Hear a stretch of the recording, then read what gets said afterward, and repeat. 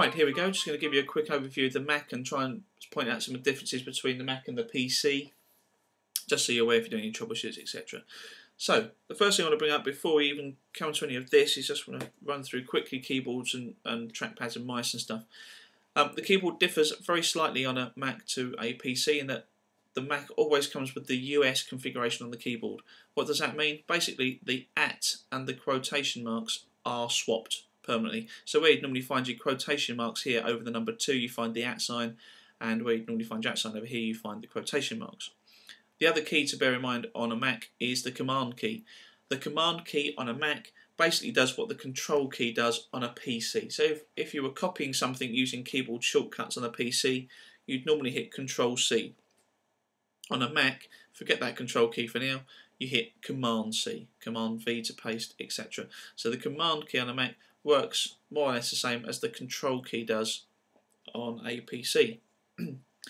Moving on to mice and trackpads, the one thing to notice about all of these trackpads, I'll explain the various differences in Mo, the one thing they all share is that they've all got a single click. Now you can configure the actual mouse itself to have a right click, so that may happen, you may find that out on site, etc. I would assume, and I don't know exactly how true this is, but I assume that most Mac users, if they've been using Mac all the time, will literally have left it on a single click. So how do you right click? Very simple. The control key I said to ignore just now, if you hold down the control key and click the mouse, that brings up your right click options. Okay. I believe it works the same for the two trackpads. However, the trackpads also have another trick up their sleeve. You can see here on the old version of the trackpad they've got one button across the bottom. But if you put 2 fingers on the trackpad and click the button, that also brings up the right click options on the old trackpad. The new trackpad doesn't have a button because the whole pad itself is a button. Wherever you click, it will click. Wherever you push it, it will click. So again, it's pressure sensitive, so it knows how many fingers you've put on there. So if you push down, if you click with 2 fingers, it will know you've clicked with 2 fingers, and it will bring up the right click menus. Be aware, I'm not sure if it does it on here, but certainly be aware on the new trackpad, if you brush your hand across it or something, there are other multi-finger gestures as such.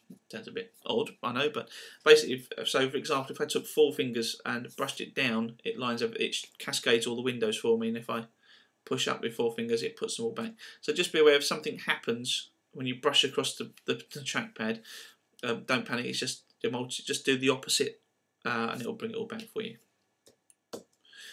Back to the screen itself. At the bottom here, the first thing you notice, you've got all these programs. I've probably got more than some customers, or not as many as some customers. This thing here is called the dock. It's basically a shortcut to all your favourite programs.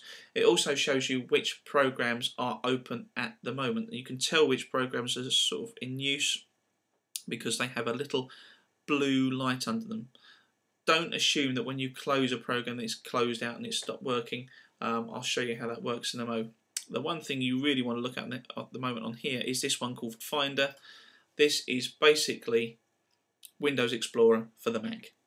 So you literally go straight in it. You can configure where you go to, but it normally goes to the user's home settings where they can get their desktop documents, etc. It's like the documents and settings on a PC.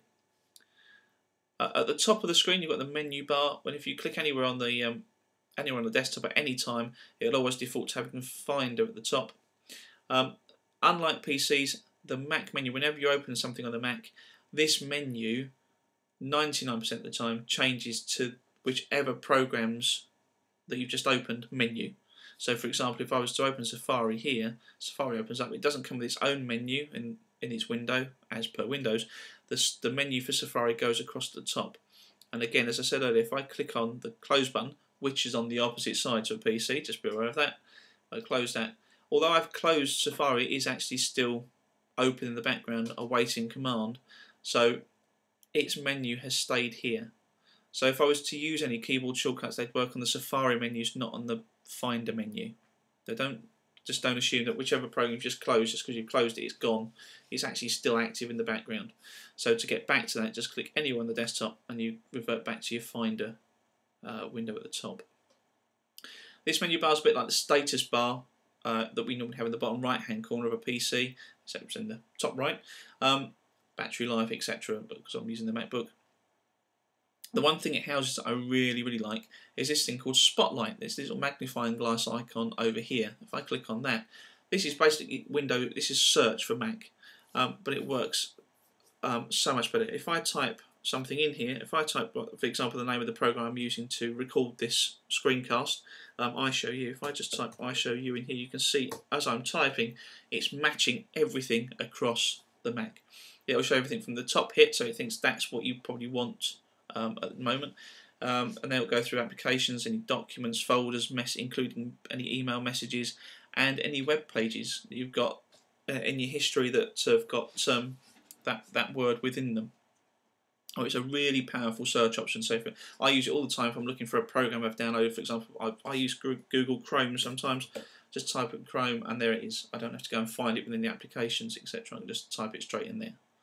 If you are looking for applications, etc., you can either type it in that search box, or with the Finder menu at the top, you click on Go, and you can go to your computer, desktop, you can go to your list of applications and look through there for whatever you want to find, basically.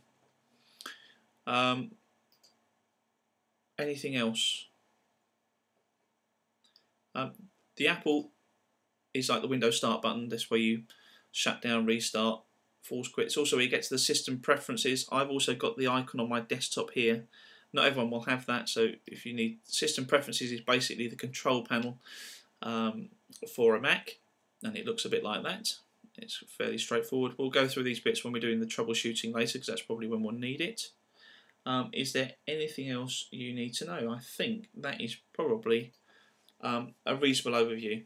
Oh, actually, what I will do, if I just do a new Finder window, what I will say is there's no, we'll just have a quick look at Finder, there's no C drive, D drive, anything. The drives are named by, just used by their names. So there's Macintosh HD. You've got down here places, so you've got what's on the network, you've got places, which is basically my documents, or documents and settings. So you go to documents and settings, desktop, my home bit with all my documents, any downloads, file, etc., etc. Any applications, etc. So that's where you find that in there. This also comes with its own Spotlight option, but that doesn't search the whole of the Mac. If I just type iShowU in there, that's just, sorry, that doesn't search web page, etc. It just searches the hard drive of the Mac for folders, applications, etc. Okay.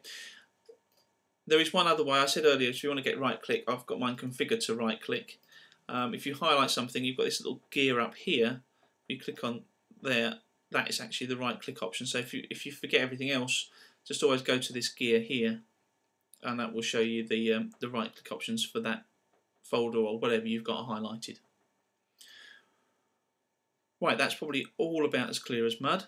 I'm hoping that's making some sense. It's giving you an overview, something you can come back to at any point you like and just run through. We're going to move on with the next video, which will talk you through installing, troubleshooting eSigner, which is a really straightforward and simple process. Thanks very much.